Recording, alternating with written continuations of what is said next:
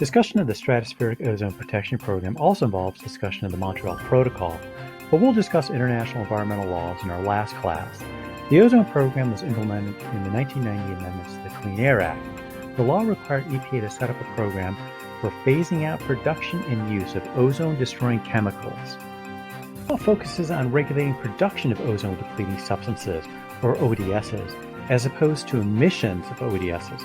Production is defined as domestic production plus imports of ODSs. The program's focus on production is important because ODSs originate in many small sources such as aerosol sprayers and refrigerators.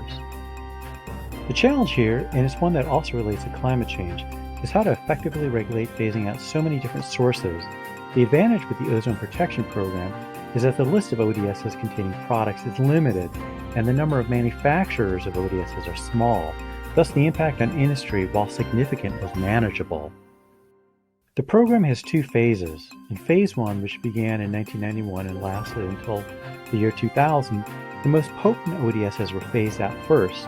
In fact, by 1996, U.S. production ended for many of the chemicals capable of doing the most serious harm, such as CFCs, halons, and methylchloroforms. For this law, EPA eventually banned products such as plastic party streamers and noise horns that use CFC propellants and CFC-containing polyurethane foams used in packaging, among many other personal items.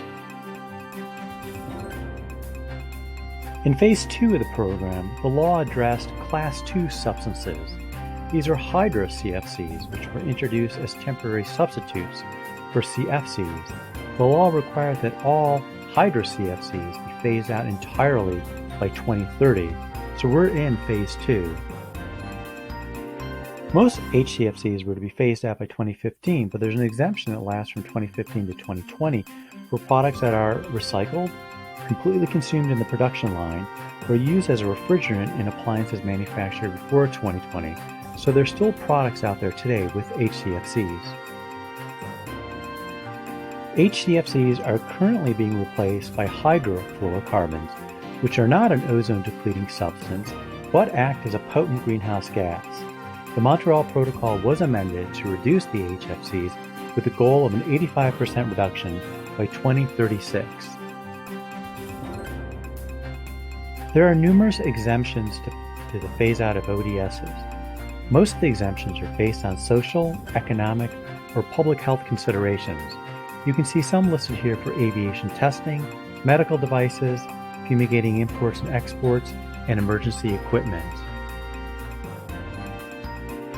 The law relies on a reporting program, and there's a market-based allowance trading program similar to that in the acid deposition control program.